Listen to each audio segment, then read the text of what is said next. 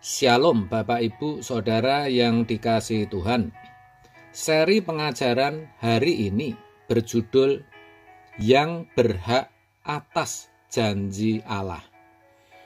Sebagai orang Kristen, saya percaya saudara pernah mendengar, bahkan sering mendengar tentang janji-janji Allah yang luar biasa. Tidak sedikit hamba Tuhan atau pendeta mengajarkan jemaatnya untuk mengklaim janji-janji Allah. Saudara, tentu itu tidak salah.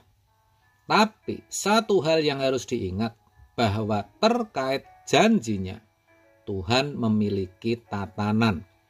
Artinya, tidak asal kalau kita klaim, pasti Tuhan nyatakan. Begitu, saudara. Roma 8 ayat 17 menuliskan demikian. Dan jika kita adalah anak, maka kita juga adalah ahli waris.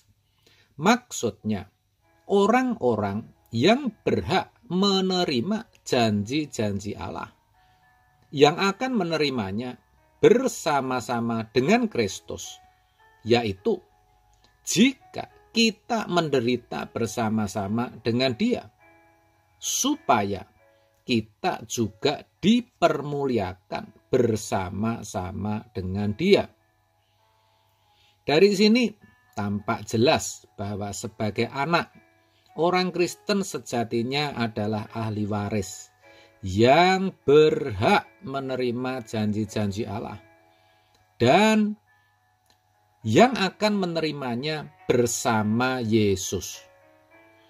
Orang percaya juga dimungkinkan untuk dipermuliakan bersama-sama Tuhan Yesus. Luar biasa, bukan? Harusnya ini menjadi kabar yang menyukakan hati. Karena ini janji yang luar biasa. Tetapi saya ragu, saudara. Apakah hal ini benar-benar bisa dialami? Kalau kita pertanyakan, jawabnya bisa ya, tapi bisa juga tidak. Kenapa saya katakan demikian? Kenapa saya berani katakan tidak? Atau mungkin tidak? Karena kalau melihat cara hidup kebanyakan orang percaya, sepertinya tidak ada perjuangan ke arah sana untuk meraih janji-janji Allah. Begitu maksud saya. Padahal ayat tadi mengatakan yang akan menerima janji Allah adalah mereka yang mau menderita bersama-sama dengan Kristus. Ada kata jika dalam ayat tadi, yang mana kata jika itu menunjukkan syarat atau ketentuan yang harus dipenuhi. Itu artinya ada kewajiban agar bisa mendapatkan hak atau janji Allah itu. Orang Kristen yang mau menerima janji Allah harus mau menderita bersama-sama Yesus, kan begitu? Faktanya harus jujur, tidak banyak, bahkan kebanyakan orang Kristen tidak mau menderita, apalagi bagi Yesus.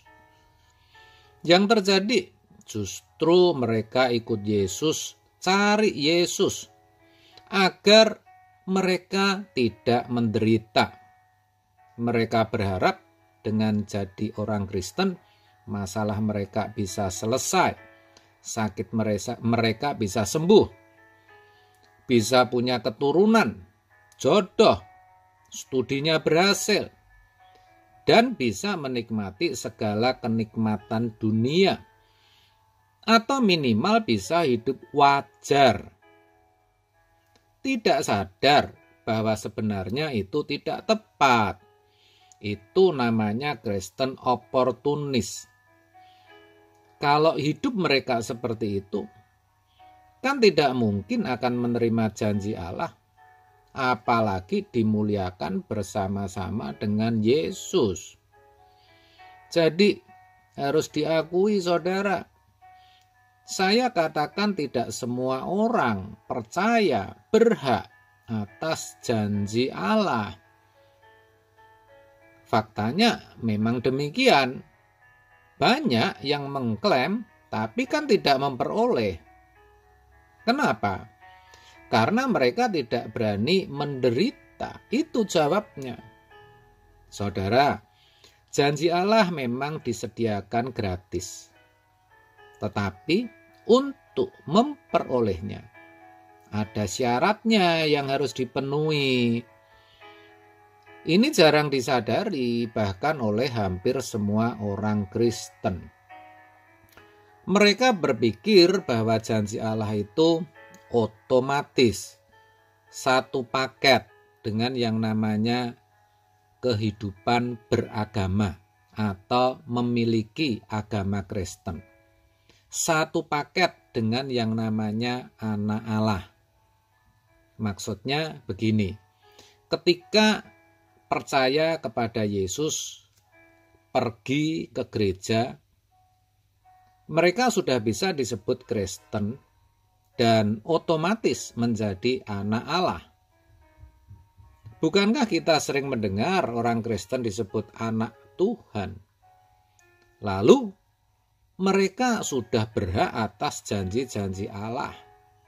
Dan kelak ketika mati masuk surga. Dan di sana secara otomatis pula akan dimuliakan bersama dengan Yesus.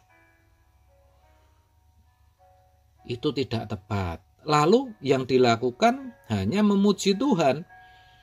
Sepertinya kan benar, tetapi tidak memperhatikan hidup yang digelar setiap harinya. Di sisi lain, mereka beranggapan orang yang tidak percaya Yesus, yang memiliki keyakinan lain, pasti binasa. Kalau jujur, itu yang ada di pikiran kebanyakan orang Kristen. Padahal hidupnya tidak berbeda dengan mereka yang bukan Kristen. Bahkan tidak sedikit yang lebih jahat. Tetapi mereka percaya mereka berhak atas janji-janji itu. Aneh kan? Coba saya ajak saudara berpikir jernih dengan hati yang terbuka. Apa betul begitu? Apa tidak salah? Apakah Allah kita yang adil itu seperti itu? Padahal jelas Allah memiliki tatanan. Ayat tadi sangat jelas dan tegas mengatakan hanya yang mau menderita bersama-sama Yesus yang berhak atas janjinya dan dimuliakan bersama-sama Dia. No crown without cross. Tak ada mahkota tanpa salib. Tak ada kemuliaan tanpa penderitaan. Tak mungkin bisa menikmati janji Allah kalau tidak mau menderita. Ayo saudara, jangan picik. Kita harus berani menderita buat Yesus kalau ingin menerima janjinya. Saudara nggak perlu bingung dan bertanya terkait penderitaan apa yang bisa saudara pikul. Karena kalau saudara serius memperkarakannya, saudara benar-benar menginginkannya, Tuhan pasti menunjukkan kok.